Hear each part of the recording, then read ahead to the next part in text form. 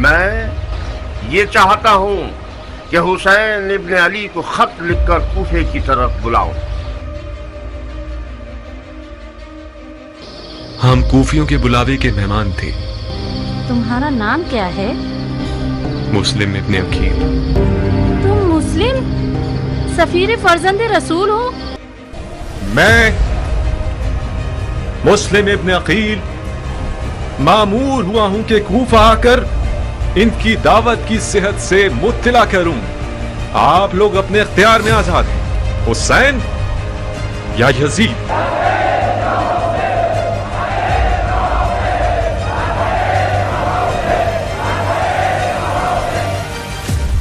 بیعت کرنے والوں میں سے بعض حضرات نے دارالحکومت جا کر مٹھی بھر درہم و دینار کے بدلے اپنے آپ کو بیچ دیا ہے. کوفے کے لوگوں پر تکیہ کرنا ایک ٹوٹی ہوئی دیوار پر تکیہ کرنے کے برابر ہے. ان کی باتوں پر ناز نہ کرو، ان کے وعدوں پر اپنا دل خوش مت کرو، ان پر بھروسہ مت کرو. مجھے حسین کو خبر دینی ہوگی کہ کوفہ والے وہی انسان نما جانور ہیں جو میرے چچا علی کے دور میں تھے. مجھے انہیں کوفہ آنے سے روکنا ہوگا. کوفہ کل سے میدان جنگ ہے.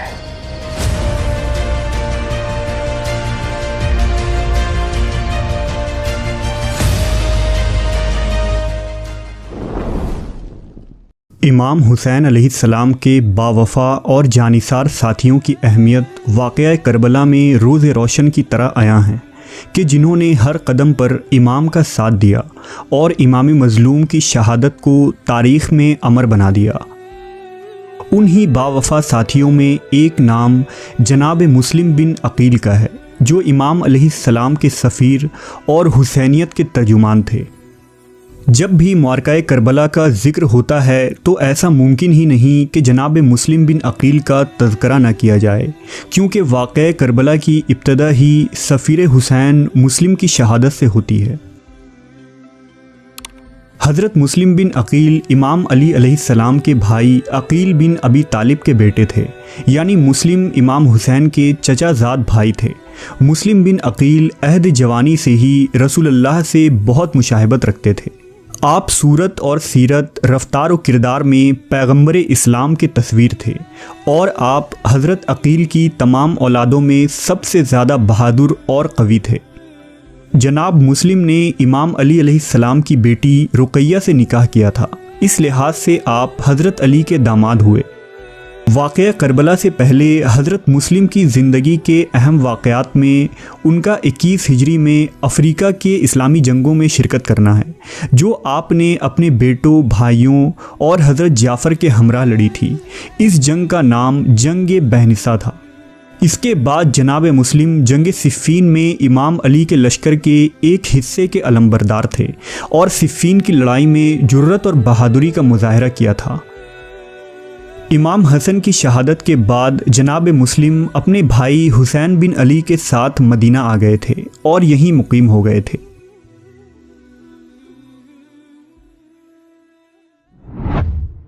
دراصل معرکہ کربلا کا آغاز یزید کے اعلان جانشینی سے ہی ہو گیا تھا. امیر معاویہ نے اپنی وفات کے بعد یزید کو خلافت کے لیے منتخب کر لیا تھا، لہٰذا یزید نے اہل کوفہ کے بڑے بڑے شخصیات کو مجبور کیا کہ وہ اس کی بیعت کریں اور اس کے جابرانہ خلافت کو تسلیم کریں. لہٰذا جب کوفہ والوں کو خبر ہوئی کہ امام حسین علیہ السلام نے یزید لعین کی بیعت سے انکار کر دیا ہے تو 60 ہجری میں کوفہ میں حضرت سلیمان بن سرت خزائی کے گھر میں ایک میٹنگ ہوئی. اس وقت امام حسین مکہ کی جانب ہجرت فرما چکے تھے، لہٰذا اس جلسے میں لوگوں نے یہ فیصلہ کیا کہ سب مل کر امام حسین علیہ السلام کو خط لکھ کر کوفہ آنے کی دعوت دیں گے. لہٰذا پہلا خط تحریر کیا گیا جس میں سلیمان بن سرد، مسیب بن نجبہ، رفاع بن شداد اور حبیب بن مظاہر جیسے صحابہ اور تابعین نے دستخط کی اور رمضان 60 ہجری سے امام حسین کو کوفہ سے خطوط پر خطوط ملنے شروع ہوئے.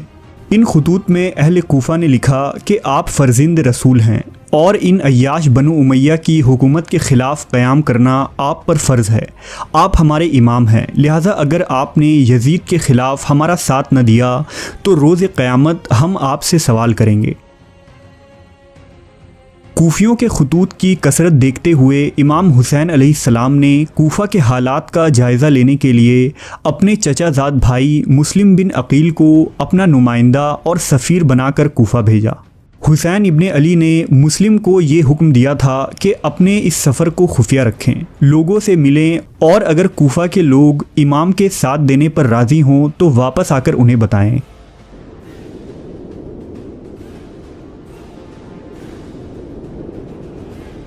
ایک لمبے اور سخت سفر کے بعد مسلم جب کوفہ پہنچے تو وہاں مختار سقفی کے گھر میں قیام کیا۔ جب شیعان علی کو مسلم کے آنے کی خبر ہوئی تو وہ مختار کے گھر آنا شروع ہوئے۔ حضرت مسلم نے دیکھا کہ کوفہ میں یزید کے خلاف ایک عوامی لہر اور انقلاب برپا ہے۔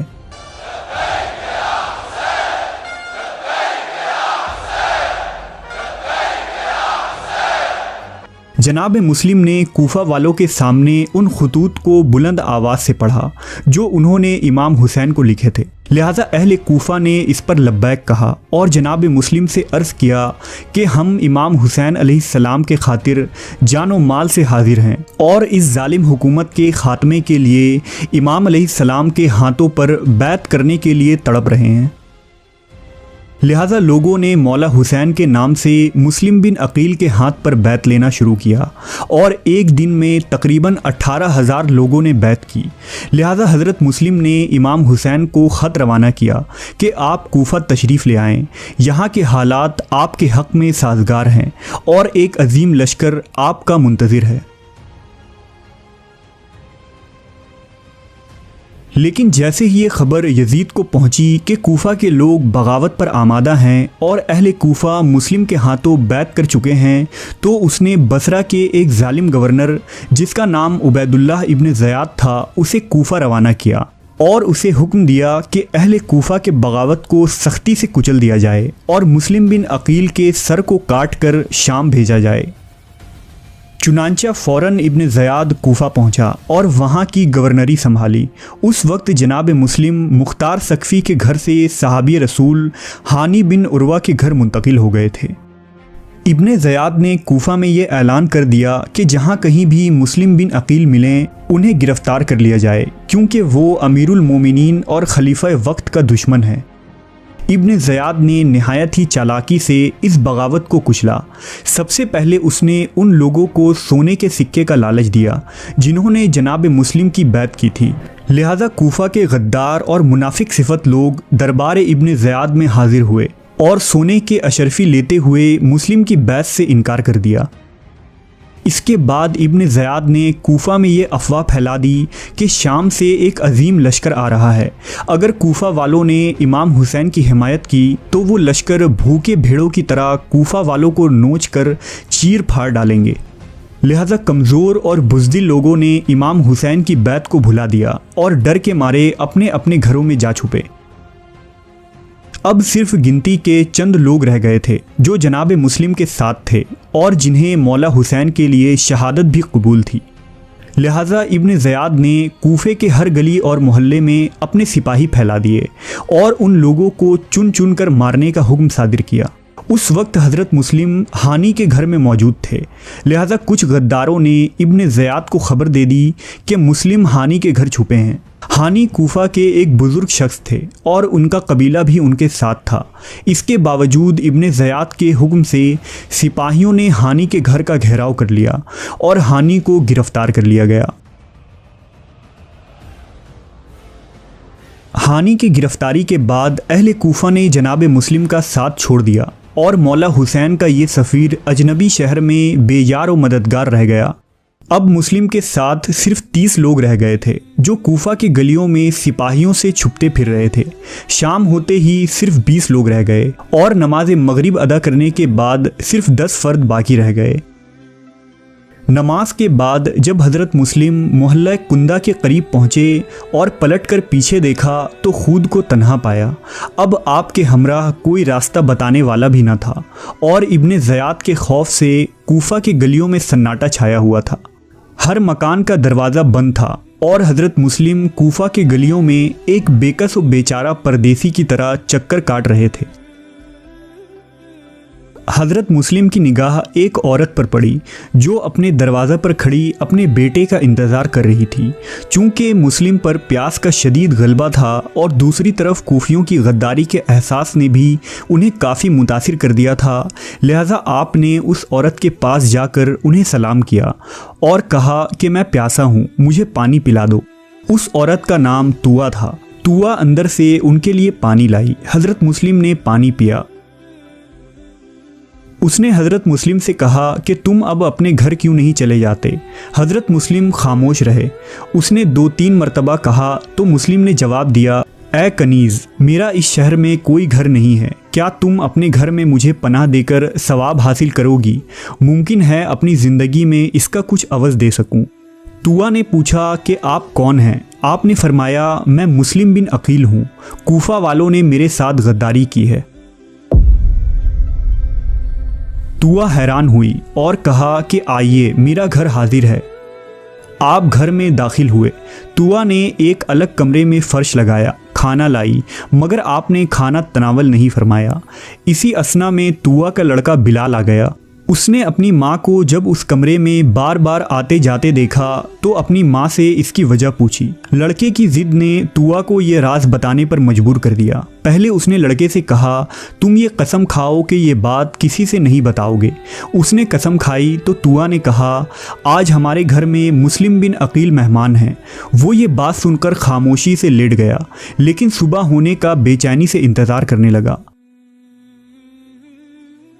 सुबह होते ही बिलाल इब्ने ज़याद के सिपाहियों के पास गया और उन्हें बताया कि मुस्लिम हमारे घर में मौजूद हैं। लिहाजा सिपाहियों ने एक लश्कर लेकर तुए के घर के करीब पहुंचे। जनाब मुस्लिम ने हथियारों की झनकार और घोड़ों की टापुओं की आवाज़ सुनी तो ज़िरा पहनकर घर से बाहर निकले।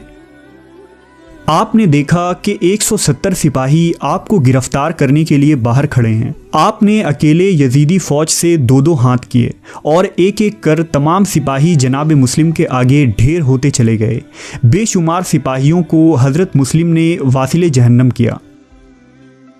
जब लश्कर के कमांडर इब्ने अशस ने इब्ने ज़याद को खबर भिजवाई कि सिपाही कम पड़ गए हैं और मज़ीद लोग दरकार हैं, तो इब्ने ज़याद हैरान रह गया कि एक आदमी को पकड़ने के लिए इतने सारे सिपाही भी नाकाफ़ी कैसे हो गए। इस पर एक शख्स ने इब्ने ज़याद से कहा कि वो कोई आम शख्स नहीं है, बल्कि बनु हाशिम का चश्मो चिराग है। इतनी आसानी से उस पर काबू पाना मुमकिन नहीं है। आप ज़ख्मों से चूर थे, इसके बावजूद सिपाहियों के हौसले पस्त होते नज़र आ रहे थे और वो समझ गए कि इस हाशमी जवान से मुकाबला करने के लिए शेर का जिगर चाहिए। लिहाजा इब्ने अशस ने जनाब मुस्लिम को अमान देने का वादा किया। इस पर हज़रत मुस्लिम ने अमान को कबूल करते हुए हथियार डाल दिए। लेकिन जब हज़रत मुस्लिम को इब्ने ज़याद के सामने पेश किया गया तो उसने मुनाफिकत दिखाई और उन्हें अमान देने से इनकार कर दिया। इस वक्त जनाब मुस्लिम के आंखों से आंसुओं की लड़ी गिरने लगी। इसलिए नहीं कि अब शहादत करीब थी, बल्कि उन्हें इस बात का अफसोस था कि उनके भाई हुसैन इब्ने अली मक्का से कूफा के लिए रवाना हो चुके हैं। इब्ने ज़याद के हुक्म से हज़रत मुस्लिम बिन अकील को कसर में लाया गया और सर तन से जुदा करके छत से गिरा दिया गया। इसके बाद आपके सर को यजीद के पास दमिश्क भेजा गया। हज़रत मुस्लिम बिन अकील वफ़ा शुआरी और शुजात व बहादुरी के पैकर थे।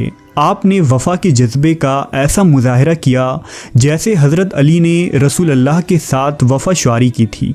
हज़रत मुस्लिम ने